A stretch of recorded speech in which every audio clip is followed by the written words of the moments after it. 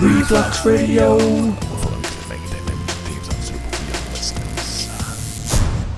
Hello, my name is Jakob XP Brunbauer, and I welcome you, listener, to the very first episode of True Story Bro. In this series, I will be telling a variety of stories from my real-life experiences, including, but not limited to, my travel adventures, childhood conundrums, and just being a curious human in general. I do hope to have friends and family share the stories on here in the near future as well. Some stories will be cute and humbling, whilst others terrifyingly grotesque and wild, but at the end of each tale I will share what I have learnt from the experience, and hopefully you will learn something too, or at least have a laugh. Just to reiterate, all the tales told in this series are 100% true, with no elaboration or exaggeration. So please stay tuned to Reflux Radio and enjoy the very first episode and subsequent episodes of True Story Bro.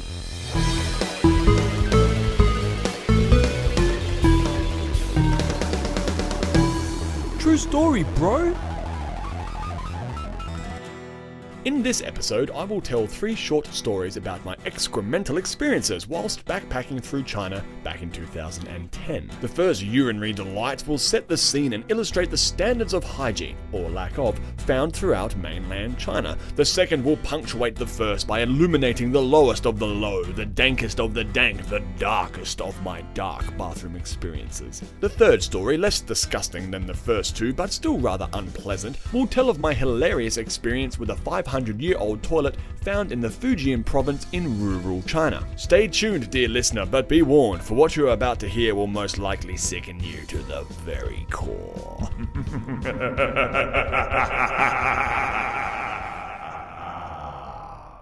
Story number 1. In December 2010, a friend of mine and I began our backpacking adventure around China. Our trip started in Hong Kong, and from there we wove our way up the coast, popping inland to rural provinces along the way until we settled in Beijing. We traversed the lands via car, bus, train, donkey, or whatever means of transportation we could get our hands on, provided it was cheap, because we were rather poor. I was a mere 23 years old at the time, and although growing up in a small Australian town, I had already become quite accustomed to the filth of large cities and developing nations. I had been around Asia quite a bit, and even lived in the Philippines for 2 years, so the smell of piss on every corner of a large dirty city was nothing new to me. Little did I know just how filthy China really is. As another friend of mine put it, China is the most beautiful and the most disgusting country he has ever been to. And I think he might just be right. Now, before I begin describing in superfluous detail the hygiene horrors of China, I must preface this story, or preface it if you will, by saying that China is indeed a marvelous and magical place. It is truly spectacular in certain areas. That being said, it is by far the filthiest place I have ever been to. I haven't been everywhere, of course, but so far, even to this day, I can easily say it was the grottiest country I have ever seen. By far. Let me give you some examples. Early on in our trip, my friend and I were sitting at a bus station waiting for our transport to take us inland. We'd just come from Hong Kong and we must have been at Shenzhen or thereabouts at this time. Shenzhen is a massive city just outside of Hong Kong with a population of around 10 million people, yet at the time I had never even heard of it. A city with a population half the size of my country, and I didn't even know it existed? This goes to show how massively populated China really is. While waiting in the bus stop, my friend went to the bathroom. I stayed behind on the bench. This was an indoor bus station, by the way, quite large. While he was gone, an old, grizzled man came hobbling by. This skeleton and vacuum seal looked like he was born during the Ming Dynasty or something, all hunched over his ancient self, staring at the ground with both leathery hands held behind his back, pottering along to his station, jittering as the elderly often do. I wonder if he would make it to his bus in time. He must leave home a year early in order to make it anywhere on time. He passed me by, but not before stopping a mere foot in front of me, leaning a little forward, and proceeded to blast chunks of fluoro-green snot out onto the ground. Now, you may have heard of a sailor blow. This is when one puts one's finger to one's nostril, pinching it shut while proceeding to clear the open nostril from mucus and gunk. Well, this was no ordinary sailor blow, my friend. This 400-year-old man did not even block one nostril. He did not have time for that, it would seem. He fired his snot from both nostrils simultaneously onto the ground in front of him, and sadly, in front of me. No, this was not an ordinary sailor blow, it was a double sailor blow, and a mighty one at that. Specks of the discharge flickering onto my shoes and pants. He didn't even look up, nor wipe his nose after. He simply kept trotting along right over the top of the mess he had just made, dragging the sickly sludge with him, leaving little green snotty footprints behind. I am not ashamed to say, I gagged a little. My friend returned shortly afterwards, and just as I was about to tell him my story, he erupted. Dude, I just saw a man shit into a urinal. Not in a cubicle, just pants down, ass hanging out over the trough, taking a dump right in front of everybody, and no one even seemed to care. I told him my story, and we both knew at this stage that we were in for a grotty Chinese adventure. 5 more weeks of this, it would seem. I have many poo stories of China, and in a moment I will retell 2 of the very best. But before then, I want to really drive the point home that many people in China seem not too fussed by poop and pee. Almost like somehow historically they skipped over any development and knowledge of hygiene, health and safety. For example, later in our trip, we were in Beijing. Now let me start by saying, we were there at winter, and I am not sure if this was a good or a bad thing. I think good, but maybe not. Let me explain. You see, people in Beijing, most of China actually, but Beijing especially, seem to enjoy hocking up wabs of phlegm and spitting it onto the ground. It's actually amazing how much snot and phlegm there is everywhere. Maybe it's because it's winter, maybe it's because everyone is a smoker, I don't know, but I can say that there were several nights when my friend and I couldn't sleep due to the loud noise of people coughing up snot and spitting it everywhere. It was truly disgusting. So I say it probably was a good thing that we were there in winter, as the fluoro green snot freezes over. You may slip up on it from time to time, but at least it's not sticking to your shoes. I do distinctly remember there being a lot of snotsticles in Beijing though. That is, everywhere you walk, you'll see frozen green phlegm all over the pavements and roads. So anyway, I was in Snotjing, and after a few beers I needed to pee-pee. So I asked the restaurant dude where the toilet was. I was pretty hardened at this stage, being a month or so into our trip, but still, despite having witnessed so many bathroom atrocities on this adventure, I still get amazed by some new horror each time I visit a toilet. Public toilets anyway. The better hotels and hostels were not so bad. So I go to pee, and the nearest bathroom, as are most in China, consists of those little porcelain holes in the ground. You know the ones, the squat toilets. It's not a seat, it's a hole with a porcelain rim. Now in this toilet I was quite surprised, as there were no dividers between the holes. As in, there was a row of squat toilets mere inches from each other and nothing in between them. So if more than one person was in there at any time, you would be shitting side by side with no barrier or anything at all. Privacy when pooing in China is apparently not a thing. Fortunately, I just needed to piss, but no urinals or troughs, just the row of squat toilets. There were 3 actually, 3 toilets side by side, and on the middle one was a Chinese dude, squatting, taking a shit, and apparently taking his time as he was reading a book and smoking a cigarette. Shitting, smoking and reading all at once. Whoever said men can't multitask? Now, we learnt pretty early on to hold our piss as much as possible in China to avoid having to frequent the public bathrooms. But as we are both drinkers, you can imagine this gets hard sometimes. So sadly in this case, I couldn't hold it any longer, and I couldn't wait for this dude to finish his poop, or his chapter, or even his smoke. When you gotta go, you gotta bloody go. But why the fuck did this dude pick the middle of the 3 toilets to shit in? Surely take the end one, unless there was another dude in there. But then again, why the middle? Maybe there were 2 dudes in there shitting on each end and he couldn't wait either, so he had no choice but to take the middle one, and before I got there, the other 2 dudes had already left. I don't know, but it doesn't really matter. There he was in the middle, and here I am, busting. Now usually, even for a piss, you would think to squat so as to avoid splashing, but no thank you. I like to keep my head as far away as possible from the hole of doom, especially if this dude is dropping fresh nugs right there. So I can't wait any longer. I just unzip, stand next to the dude and piss away. A long, powerful, alcohol-powered piss, and yes, it was splashing and flicking up all over the side of this poor dude, quite possibly dampening the pages of his book as well. I gritted my teeth and kind of expected him to jump up and tell me off. I mean, I was essentially pissing on the poor bloke, but to my surprise, he didn't even flinch. He didn't even look up. He didn't even move! That's right, I pissed on a small Chinese man in his home country. Take that, China! I felt bad, but as he didn't seem to care nor even notice, I just shrugged it off.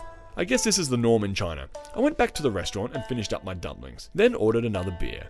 As we were about to leave, we complimented the chef on the fine dumplings. We had been eating there for a number of days now, as the food was actually quite amazingly delicious. It was only after approaching the kitchen window did I notice a very familiar face. Holy smokes. The chef.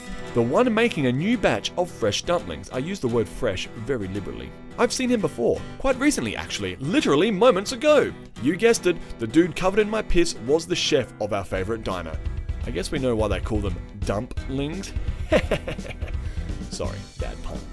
Anyway, we were kind of shocked, but also kind of used to this by now, as you will see when I tell the following two stories set still in China, but set before this event. I hope this gives you a little insight into the standard of hygiene and the lack of shame when defecating in China. Now, on to the real gritty stuff. Story number 2.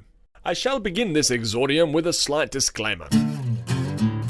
As I retell this story some 8 years after the event, the memory of the exact location and time escapes me. However, the memory of the event itself, the smells, the sights, and the horrors are still fresh in my mind, as if the nightmare took place not last night. A warning for the faint-hearted, the following tale is excruciatingly rancid. At the time of this event, my friend and I had been travelling through mainland China for a few weeks.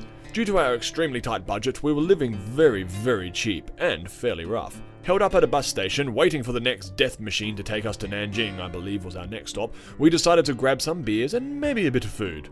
It's worth noting that after a week or so of travel through rural China eating cheap in order to save pennies, my stomach and anus had seen better days. In fact, I can sum up my first trip to China with this simple haiku. Running to the loo, blowing open my rectum. Running from the loo. Yes, during my time in China, I believe I spent most of my time running to, sitting on, or running away from a toilet. This bus station restaurant, one of many, consisted of a few plastic chairs and tables scattered about a small concrete shack with an open front that looks out at all the buses coming and going. A large wok and several other pots rest on top of a gas burner off to the side, and the counter towards the back is stacked with chips, lollies, and other snacks. Behind the counter was a fridge filled with beer and soft drinks. My friend and I dropped our backpacks, pulled out the flimsy chairs and sat and asked for the menu. Learning from my past gastronomic experiences and seeing as I had a long bus ride ahead of me, I decided to order only vegetables. No suspicious meat for me. This trip was, of course, during the time before I had become a vegetarian, yet vegetables are the safer option. My friend ordered the same as me, noodles and vegetables, a staple. We quaffed several Qingdaos, a popular beer in China, scoffed our food and waited for the bus to arrive. The dish was splendid. Wok fried noodles with a delicious array of green beans, julienned carrots, thinly sliced caramelized shallots, bok choy and fried tofu and egg, all seasoned in a soy sauce and sesame oil, with just a hint of chili to give it that nice bite, and garnished with a drop of lime juice. Delicious, yet suspiciously auspicious for a cheap roadside China diner meal. Perhaps too delicious? An hour or so had passed and I could feel my urethral dam beginning to crack, no longer able to hold back the contents of the bursting weir that is my bladder. Time to open the shaft and let the mighty yellow river flow. I finished the rest of my beer, stood and asked direction to the toilet. Directed towards the back I headed, as skeptical as ever. What filthy mystery awaits me this time? I opened the door to the side of the shack and entered the dark and gloomy room. Like most public toilets, the smell was insufferable. However, in China, most street-side toilets are perturbingly so much more pungent. I took a deep breath before closing the door and prayed I could empty myself before running out of breath. The toilet in question was the classic porcelain hole in the ground designed for the casual squatter that I described earlier. Fortunately, being male, I need not squat, which results in suspending my delicates mere inches above the gateway to hell. I could happily splash about from a standing position. I pity the women who must suffer the consequences of lowering themselves onto the typically Asian hole-in-the-ground toilet. That splashback alone must be a fear-provoking and sickening experience. But not for me. As I point the pink pistol at the porcelain firing range, my eyes start to adjust. There is little to no light in this dank room of despair, and the only thought running through my head was, please finish before your eyes adjust, or you run out of breath. Sadly, both my wishes were denied. As usual, prolonging my inevitable discharge meant I had to spend more time in a place which I loathed the most. I ran out of breath and had to inhale. A mistake, I'm sure. The rancid smell of the vile enclosure almost had me instantly regurgitating my just-eaten meal. I fear a lesser man may have passed out, or perhaps even died on the spot. I study the room. Something is not right. This is not a normal smell. I look down and see a waste paper basket next to the putrid porcelain pit. It's common in many places where plumbing is subpar to have a separate bin for toilet paper and whatnot, so as to avoid clogging the thin and inadequate system below. Usually, in fact always, at least always until now, the bin which to dispose of the shit-stained paper has a lid or is at the very least sealed. Not here. Here they thought fit to have a mesh trash paper basket instead, similar to the one you would find in an office or workplace. So right next to the toilet hole was a mesh bin overflowing with shitty toilet paper, and like a disturbing cherry on top of a cupcake made of soggy paper and human feces, 2 well-used tampons rest on top. I kid not. The crimson blood from which stained the turd-covered papers directly below. It took all the strength inside me to suppress the rising vomit, yet as I forcibly finish up, I can still smell something off, something more off than that even previously described. My eyes, now mostly adjusted to the dark, started to wander. A mistake, I'm sure. Out of sight, out of mind is a truth most often underappreciated. Something thick was clogging my nose, an unmistakable smell. The smell of raw meat. I turned my head and noticed a shelf to the side. Now before I continue, I must mention that the room I was in was no larger than a pantry, only a floor space of 2 square meters, if that. I turned my head and right next to my face are 2 large chunks of meat sitting in a small pan. They looked like livers, probably from a cow or ox, given their size. As I leaned back to get a broader picture, it dawned on me that I was in the pantry. The shelf was full of vegetables, spinach, potatoes, different cuts of meat, stocks, noodles, condiments and more, because due to what I can only assume was a lack of space in this tiny bus terminal snack bar, those in charge had decided to store all their food in the revolting toilet.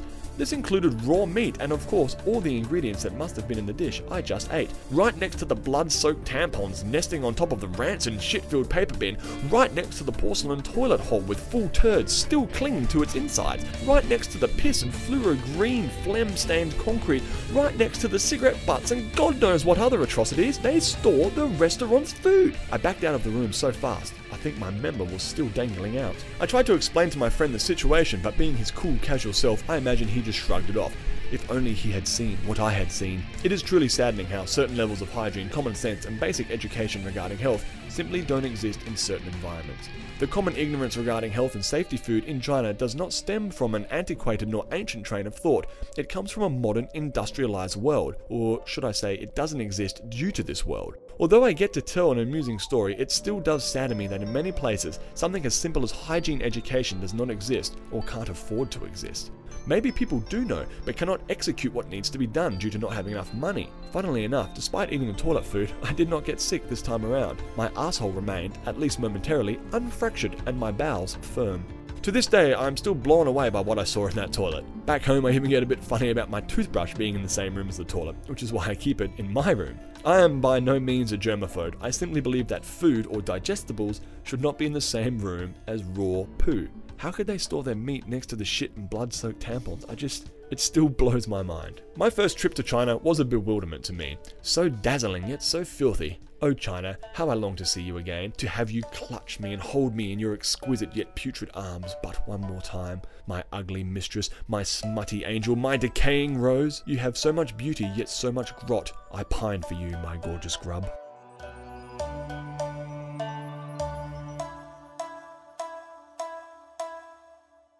Story number 3. Now, this story, unlike the previous, is not nearly as disgusting, but it is also a little disturbing. My friend and I are still on our Chinese adventure. We've been traveling for about 2 weeks and are now currently working our way through the Yongding district in the Fujian province in rural China. For reasons spontaneous, we decided to stay a night in a tulu. A tulu is a large, round or rectangular fortified building made from stone and rammed earth. They can be up to 5 stories high and house nearly 800 people. They were mostly constructed during the 12th and more recently the 20th century. These ancient and beautiful structures, not unlike most things in China, are stunning and awe-inspiring, yet most often accompanied by modern-day filth and pestilence, like a magical rose emerging from a pile of festering modern shit. There was a hotel nearby, but for the sake of a unique opportunity, which has now become an interesting memory, we chose to live like the locals, for one night anyway. Many people still live in these ancient constructions and go about their daily business as usual, usually farming, or whatever one does in rural China. Some rooms can be rented out, and we thought it would be swell to spend a night in a massive mud hut. The rooms were small and obviously not very flash, with creaky wooden floors, crumbling mud brick walls, a small window that overlooks the farmland, 2 rickety beds and a dingy orange light bulb suspended from the ceiling that flickered from time to time. The room was, to say the least, rustic. As you can imagine, this tale, like most of mine from China, focuses on the toilet situation. Every floor in the Tulu has several large clay pots filled with what I can only imagine is sewage. We were told, at least we assumed, that this is where people go to piss and shit. We couldn't quite make out what the guy was saying, but it was clearly a pot of shit. I guess they fill them up with water in order to dilute the smell or something along those lines. Either that, or they don't empty them until they are full to the brim. Now that I think about it, how on earth do they empty them? These massive 70 or 100 litre pots would be too heavy to carry down the stairs, perhaps too heavy to even lift up and tip over the edge. Besides, I didn't notice the ground below covered in excrement. I can only assume they scoop out all the waste into a more portable container and transport it to a dumping ground, or sewer/river, somewhere later. I honestly have no idea, and just like so many other fascinating elements in life, I guess I never will. Midnight or thereabout approaches. My friend and I are having a quiet whiskey. He reads the Lonely Planet guide while I attempt to repair a propeller on a remote control helicopter I had bought earlier. I reckon on this trip my friend and I, mostly I, went through roughly 8 toy helicopters. They were cheap and we kept smashing them into things or piloting them into open sewage drains, from which, of course, we're not going to retrieve them. This time I had decided to repair the broken blades instead of buying a new one. The glue I was using was insufferably toxic, and the fumes were making me both dizzy and nauseous. So as to protect my face from the fumes, I had a spare t-shirt wrapped around my face. It's worth noting that I wear mostly dark clothes, and as China was nearing winter, I had a long sleeve shirt on and long pants on, therefore completely covered from head to toe in all black. I looked pretty cool. The drinks had settled and my pathetic bladder started crying for relief. It was pee-pee time for Jacob. I headed out to the door and onto the platform, 3 floors up, and I could barely see anything as there were no lights on outside. They probably did not exist at all, and thus the only light was the one emanating dimly from our room. The clay piss pot was several meters from our door, and upon approaching, the smell, despite wearing a mask of sorts, hit me like a punch in the face. It was very dark, but my eyes had adjusted enough for me to see the rim of the abomination. I undid my fly, pulled out Mini-Me, and began to relieve myself. Because I had been fearing the pot of excremental despair, I had denied my bladder satisfaction for quite some time, and thus this pee was not only knee-quiveringly powerful, but lasted for some time as well. I was not nearly halfway drained when footsteps could be heard creaking along the platform, approaching my very location. I squinted and made out the faint silhouette of an elderly woman hobbling along. Not even close to finishing my effusion, I quickly calculated that she would be upon me before I even had the chance to shake, let alone nest and zip up. At only a few feet away from my monstrous discharge, the old woman seemed not to notice the thundering crash of my stream into the pot of liquid horror. For a brief moment, a thought crossed my mind. Perhaps this is a ruse. Surely she could hear the deafening sound of my violent waterfall. Surely she could also see me and thus is here to tell me off. Or perhaps she was approaching for more sinister reasons. With only a foot or so to go before she reaches me, I pinch to cease the sound. I turn to face the elderly lady, who is close enough to touch, and with a goofy grin I say, "Ni hao," which is hello in Mandarin. She is startled, screams, begins to flail her arms, and runs in the opposite direction much faster than someone of her age should be able to, yelling in Chinese the entire way back to her room. What the hell just happened? The noise wakes several other families, and lights from rooms start coming on. People are waking up, and the lady is still yelling. Other voices start to arise, and it dawns on me why she was so freaked out. I am dressed in full black, with a t-shirt wrapped around my head, hiding all but my shifty white eyes. I was a ghost, a shadow in the darkness, a 6-foot ninja in an ancient Chinese fortress, hiding in plain sight in the middle of the night. Pretty cool when you think about it that way, except that I had my penis out, and this poor old, half-asleep villager was probably sneaking out for a midnight piddle, got within kissing distance of a stinky foreigner who proceeded to scare the living shit out of her. I blasted the last of my pee out, zipped up so fast I nearly circumcised myself, and bolted back to my room. I slammed the door, pulled off my head covering, switched off the light, and tried to silence my inner thundering heart. My friend asked about why so many people seemed to be waking up, and I explained the situation. We laughed it off and tried to sleep. The old lady carried on for hours. Not sure if it was the fumes from the glue, the old Chinese woman's blood-curdling screams, still fresh in my mind today, the smell of the tulu, the constant sound of people hocking up thick wads of phlegm throughout the night, or a combination of it all, but we slept rough that night. Regardless, when the sun rose, us following, no penalty followed the previous night's indiscretion. Also, the glue had dried, and my helicopter was good to go again, hurrah! Spoiler alert, I crashed into an open sewer later that day. We later found out that most of the people living in the Tulu poop and pee into a container in their room, then empty it into the clay pot outside afterwards. They don't go out there and piss and shit directly into it. Perhaps the old lady was simply emptying a punnet of piss, or perhaps she was merely stretching her weary legs after a hard day's work on the farm. I will never know. All I do know is that my night in a haka Tulu, though not overly enlightening, was at the very least memorable. I have told this story many times, and due to my constant retelling, I will never forget the place from which my shitty story hails. It's interesting, at least to me, that how something as silly as a funny toilet story can help us remember so much more than the incident itself. In my travels, I see so many amazing things, meet so many spectacular people, a lot of which will be forever forgotten. However, when something silly, funny, surreal, or unusual occurs, it helps me remember everything leading up to, involved in, surrounding, or following the event. Till the day I die, I will always remember my time spent in a Hakatulu, thanks to the strange old lady to whom I nearly gave a heart attack. Thanks, old lady. So what did I learn from these experiences? Well, for one thing, don't eat meat when traveling through China. It's the level of hygiene there, especially in rural China, at least, I don't know what it's like now. 10 years ago, it was quite shocking. Also, if you're not sure where to piss and shit, ask, or at least be a little bit more intelligent about it than I was. The number one travel tip I can give to anyone is always keep an abundant supply of wet wipes around. Antibacterial, preferably. But the biggest lesson I can say is soak in everything. Take these bizarre, scary, or traumatizing experiences and flip them around. Make them something you can laugh about, learn from them, but also embrace them, because it's these bizarre and strange moments that I think make life worth living. Thanks for listening, guys. If you enjoyed these shitty tales, then stay tuned for more. Of course, not every one of my stories is going to be about poop. In fact, that's probably it, at least for now anyway.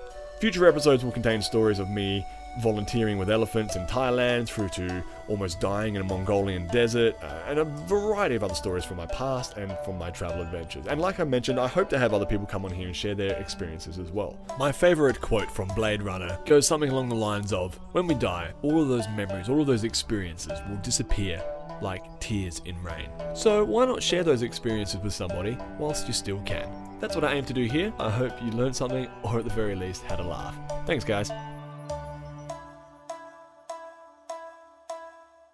For more stories and podcasts by me, Jakob XP, you can check out Reflux Radio at refluxradio.podbean.com. If you like science fiction stuff, then please subscribe to this YouTube channel, for here I do sci-fi breakdowns, reviews, explanations, and other general sci-fi stuff, as well as other semi-random content, like these stories and cartoons and things as well. And for the sick music featured across all my mediums, check out my band, My First Death Ray, at myfirstdeathray.com. Thanks for tuning in, folks.